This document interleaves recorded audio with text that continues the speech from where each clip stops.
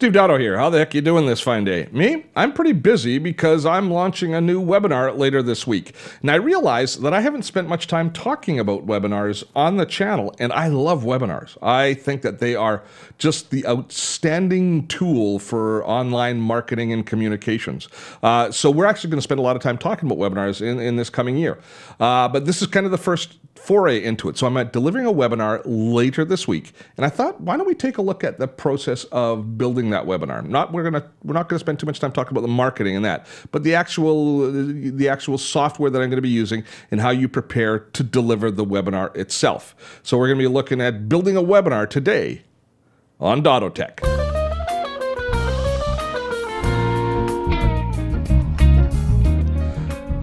I'm sure there are more than 3 types of webinars, but basically for me, I kind of look at my life as having 3 different styles of webinars that I prepare for and deliver. Now, to be fair, webinars work in training, they work in sales, marketing, they work in education. There's a whole different variety of places that webinars work. They work in employee communications, just so many different ways. But for me, there's 3 basic types of webinars that I do.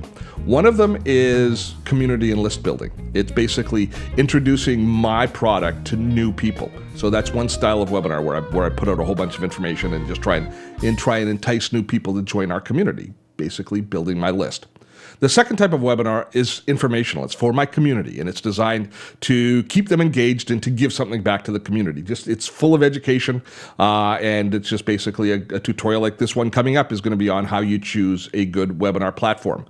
The third type of webinar that we do is a sales and marketing webinar, one where you're actually selling a product out the end. Now, I do far less of those, but of course they're very important because they actually generate revenue into whatever enterprise you happen to be in. So sometimes a webinar can be a combination of all 3, but typically they're going to have a single focus. And now the focus of the webinar that I'm creating, that I'm going to show you right now, is the second type. This is all just about information. It's about teaching people and helping them make decisions and just providing some service back to the community. So it's an informational webinar that I'm going to be producing. And so with these sort of webinars, lately I've been making them a very short and compressed time frame that I deliver them in. The first webinars, I think I put out the first notice like 2 months before the webinar was on. And I recognize the fact that people registering for webinars, a webinar is not necessarily a life-changing event. So scheduling your time 2 months out for one of my webinars is a little excessive. So what I've been doing lately is, especially for the informational webinars like this, is I've been compressing the time frame to about a week. So actually, I just sent out the first email today saying that we're doing this webinar on Thursday this morning, and it's Monday morning that I'm recording this demo now. So I've actually just sent out the webinar the information on the webinar, and we're just starting to receive registrations now. What success looks like for each of us for webinars is something that we can talk an awful lot about. But I like to see my webinars having about 200 people in the room right now. That's because the style of webinar I do, with the amount of conversation and dialogue I have with people in the webinar, that seems to be a manageable number, and I find that I can get that very comfortably within a week based on my mail list. But we're not going to talk about the marketing side right now. Instead, we'll dive in and we'll take a look at actually setting up the webinar. But I needed to set a baseline for you to understand what we were doing. So the first stage, as far as preparing the actual webinar delivery, non-marketing, is setting up the environment, setting up whatever tool it is you're going to use. Now, I'm going to use WebinarJam for this, and WebinarJam is basically a wrapper that sits on top of Hangouts on Air. So we're going to be using Google's free product.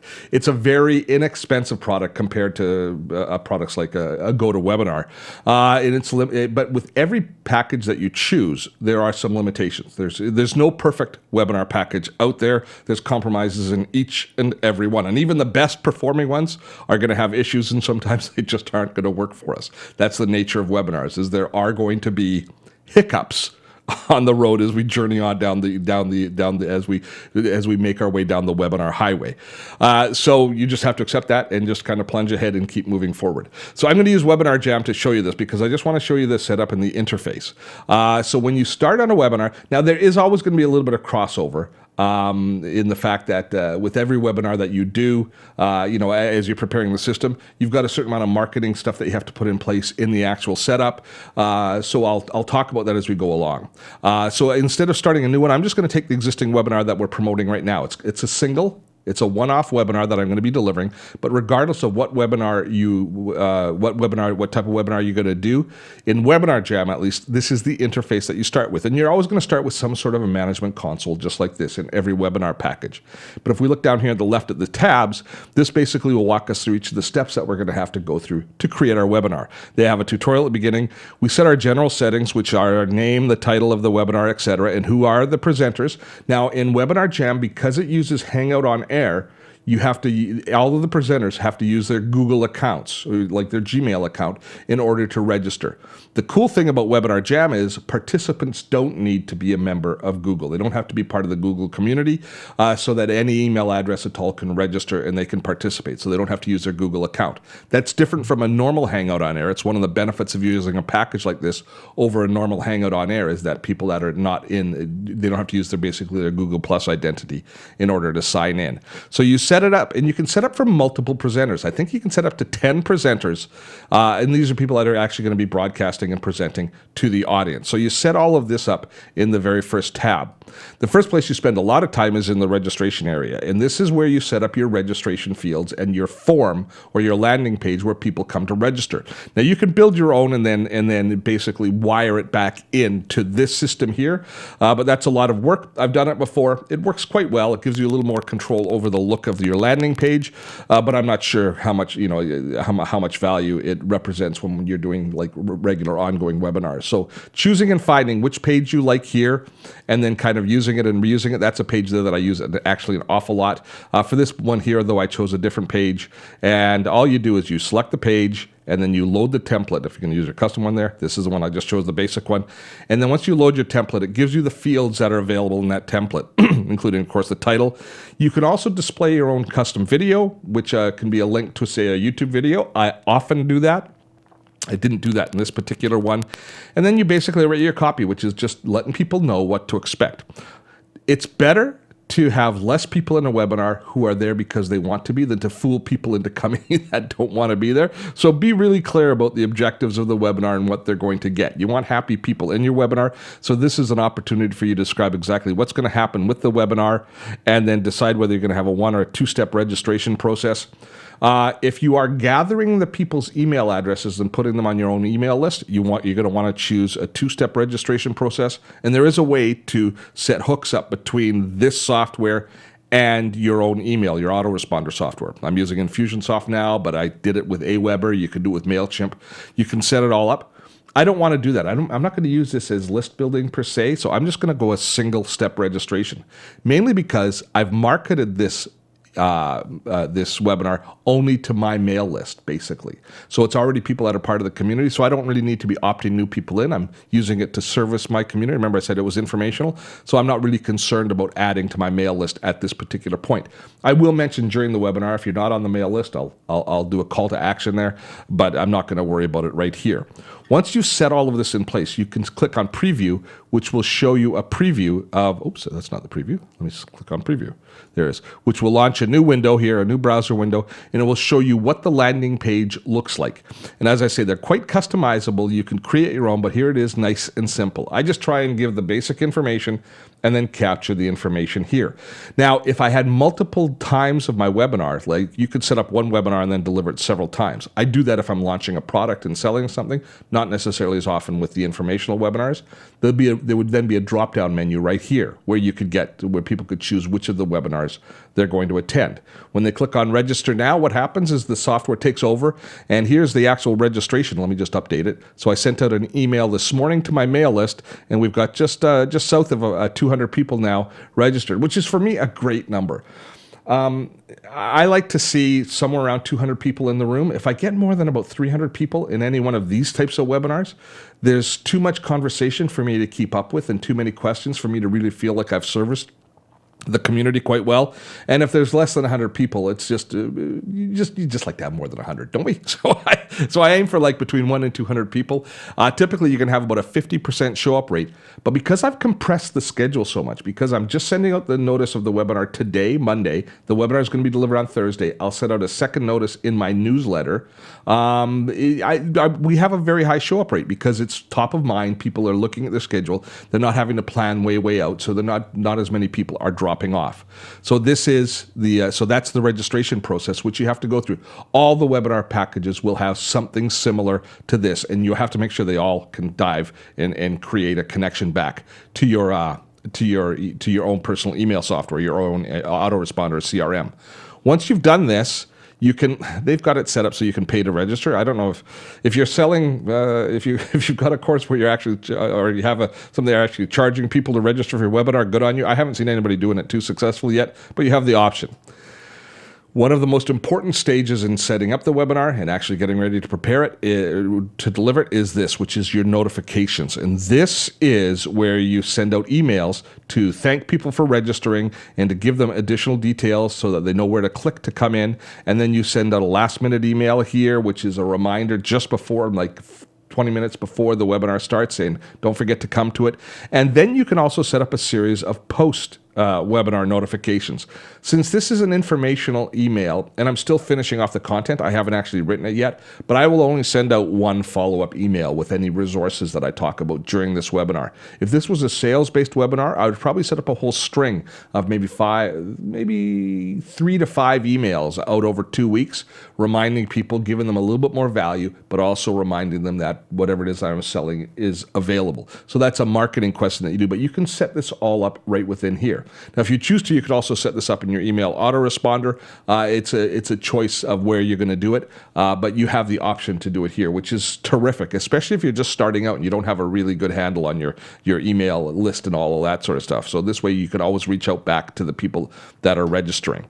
Next comes the integrations, and this is where you integrate it with your email autoresponder. You can also set up analytics, and also you can set up tracking pixels. So if you're, say, promoting a webinar on Facebook or something like that, you can see what the result is and how many people are coming and registering based on that promotion. If you were paying, or even if you just did a static page post on Facebook, you can see how many people it's generating coming through to the webinar. So that's a really nice tool, and you will spend a fair bit of time in here as you go along.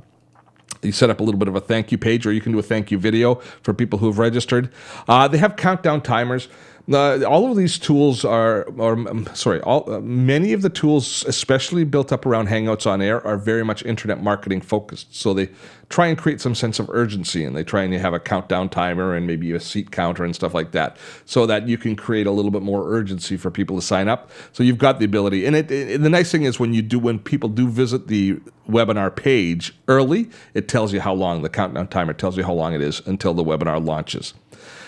The next one I haven't set up yet for this webinar, but again, it's something that I will set up. It's all of the different live things that you're going to inject into the webinar. Now, one of the cool things about WebinarJam, and one of the reasons I like it, is there's a whole console on the sidebar of the webinar, which I'll show you in a few moments, which allows you to have chat with your audience, but it also allows you to push information to them, links or offers, that sort of stuff, so we can push information out. So if you have, especially in a sales webinar where you're saying come to the sales page, etc., you have the ability to push that out.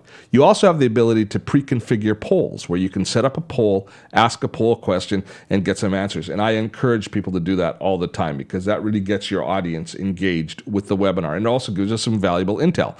So you can set up polls, and you can have them pre-populated, ready to go, and then I'll show you again in the WebinarJam interface where you actually go to deliver those polls.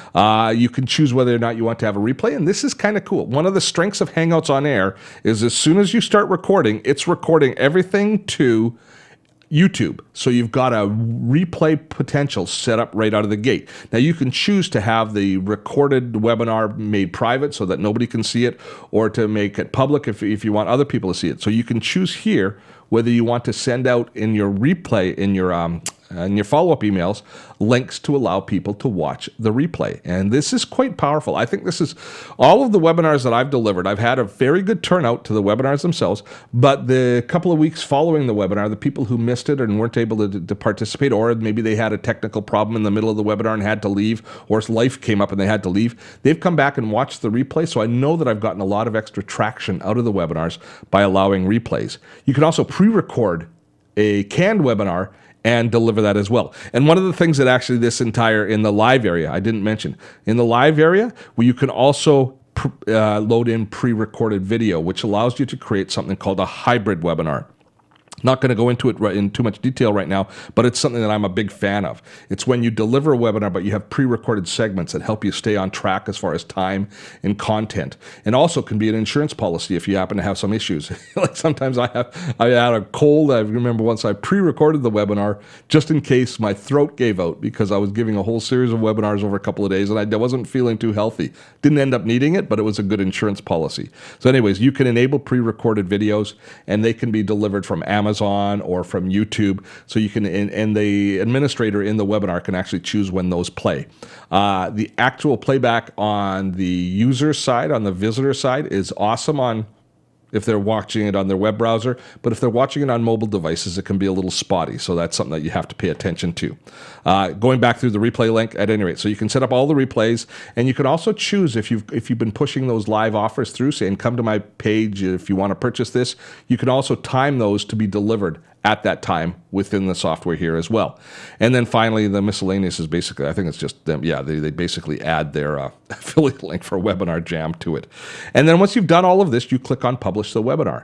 Once you've published the webinar, you go back into the webinar interface and it's ready to go. And then here under Get Your Links, this is where you go on an ongoing basis. Now you can make changes to the webinar at any point. So I'll be going back in and I'll be modifying and obviously adding some content to it in the days before we actually deliver the webinar as we get a little bit closer. But the keys are here, this one here, this link here is what you copy and you paste that into all of your different marketing activities because it will lead people to the live webinar sign up page. So that's what that is going to right there. If we go back into this area here, this emails a login to the administrator. So if you have multiple administrators, it'll email all the information so they can verify that they're going to be an administrator and they can have their login link. And then this one here is called the Super Administrator link. This one here actually will allow me to go in and it will allow me to manage the whole webinar. So I'm just going to go into and launch the webinar right now. It won't actually go live because it doesn't go live for a few days, but we can take a look at what it's going to look like and I can show you the rest of the tools. So typically speaking, what I'm doing right now, I would do, I'm just going to call this demo. And I'm going to start the Hangout on air. And so I would, about a half an hour before the webinar goes live, I would start this. And this would allow the other administrators to come into the room and do all of those sorts of things. So here we see the actual webinar window. This is the Hangout on air being launched. Now it's off air right now. I would have to click on the on air button and publish it to make it go live. So nobody can see this right now.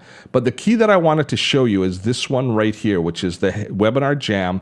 It's like a plugin that sits inside of the Google Hangout on Air. So I've got all my normal tools here in the Hangouts on Air, and I'm not going to spend all the time going through them, but they're all available here to us, as well as all of our different settings for adjusting our cameras and microphones, etc.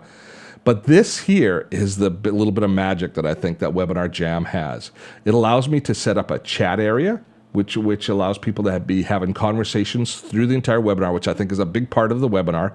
This is where I go in and click on polls, and this allows me to launch polls. So I can create a poll on the fly, or if I'd pre-recorded, remember I was talking about those pre-recorded areas, any pre-recorded polls would live here.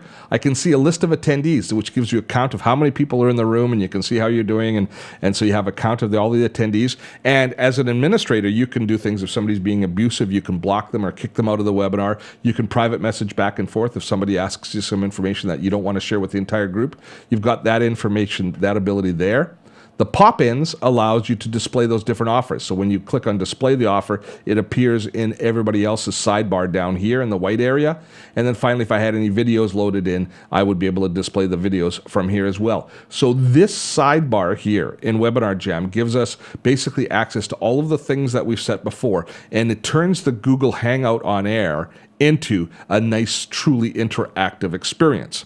So setting all of these different things up before you go live are the kind of the different building blocks to make sure that the webinar itself is going to be successful, technically speaking. I'm not saying it's going to be an artistic success, and I'm not saying it's going to be a marketing and sales success, but a technical success can be achieved if you go through each of these stages. Now, all the different webinar packages are going to go through a lot of the same basic checkpoints as you move along and get them ready to go. As I said, the one that we're looking at right here is WebinarJam. And if you're interested in learning more about deciding on which webinar is going to work, well, if you see this video early enough, you can take our webinar live. If not, come and check check it out. We've probably got a replay available of the actual webinar when it's being delivered.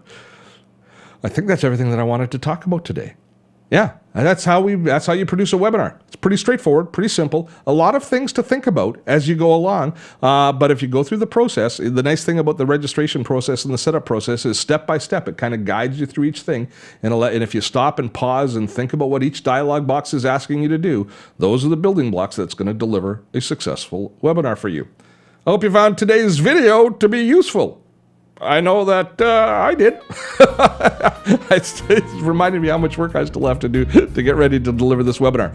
There are 3 ways for you to stay in touch with us here on Dotto Tech. First is please subscribe to this channel. Secondly, subscribe to our newsletter, where you'll hear, if you're a member of our newsletter list, you'll hear about webinars like this one coming up in the future. And the third thing is Dotto Tech is a community-funded site. We are supported by our patrons at Patreon. If you check out our Patreon page, you will see what's involved in being a Dotto Tech patron, and there are perks, and the perks are awesome. Till next time, I'm Steve Dotto. Have fun storming the castle.